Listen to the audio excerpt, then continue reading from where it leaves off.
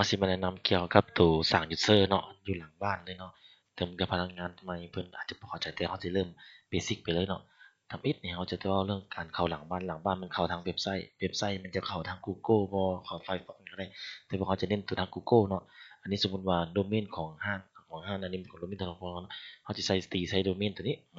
ตัวไหนมันจะมีออโต้เนี่ยหลังจากว่าเข้าไปแล้วเนาะแล้วนี่บัดนี้เราจะมาใส่ชื่อตัวนี้มันจะเว้าขึ้นเข้ามาเราจะใส่เป็นรหัสเนาะ เขาจะใส่เป็นแอดมินหรือว่าจะใส่เป็นหนึ่งก็แล้วแต่ทางห้างที่เนาะเขาจะสร้างแต่เขาจะสร้างให้เป็น008 009 0010อะไรแล้วแต่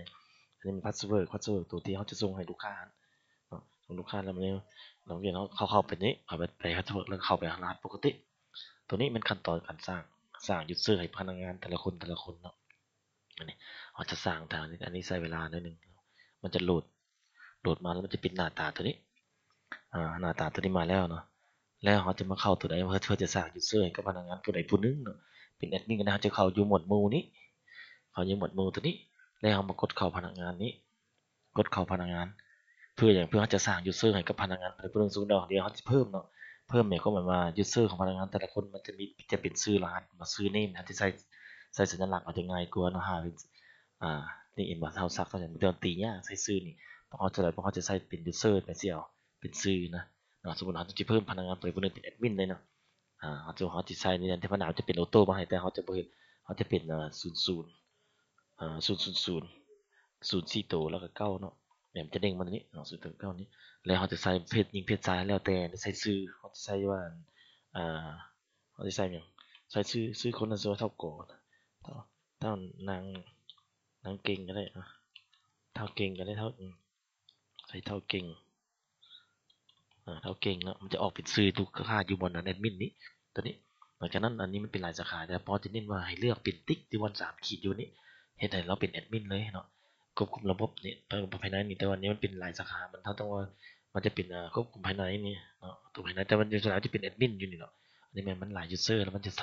มันบ่ให้ผ่านซื่อเนาะสมมุติในตัวว่าเขาต้องติ๊กตัวนึงนี่แอดมินสามารถกดได้ทุกอย่างยูเซอร์นี่ได้ใช่เนาะเขาติ๊กแต่แอดมินไปแล้วแต่ว่าตัวนี้บังเอิญว่ามันหลายยูเซอร์แล้วมันบ่ให้ผ่านเนาะตัวแอดมินนี่นะดังนั้นก็ตกลงไปเขาจะได้1ยูเซอร์แล้วก็เลือกห้านตัวห้านนี่ห้านย่อมว่าเพราะว่าอย่างเพราะว่าห้านนี่มันจะมีหลายสาขานี่บังเอิญว่าเขาใช้สาขาเดียวเนาะเขาก็เลยแก้เป็นตัวนี้เลยบัดนี้เขาจะเขาจะแก้ไขตัวนี้เนาะอันนี้พาสเวิร์ดตัวนี้อ่าจะบอก108นี้เนาะติ๊กนี่เขาจะเอา108ที่เก่าแล้วตัวนี้ก็108ที่เก่าต้องยูเซอร์มันซ้ำคือกันเนาะ108ตัวนี้ A นี้เนาะหลังจากนั้นเราก็วิธีบันทึกก็ถือว่าแล้วไปหน้าฟังก์ชันตัวแอดมินตัวการสร้างยูเซอร์ให้กับพนักงานผู้ใดผู้หนึ่งแล้วก็บันทึกไปเนาะแล้วก็ถือว่าแล้วไปในท้ายเวลารหัสผ่านยืนยันนี่ได้ผ่านต้องคือกันโอ้เขาเริ่มใช้ตัวนี้มันบ่มีแอดตัวนี้เป็นภาษาลาวเนาะต้องคือกันเนาะแล้วก็ตกลงแล้วก็บันทึกไปก็ถือว่าแล้ว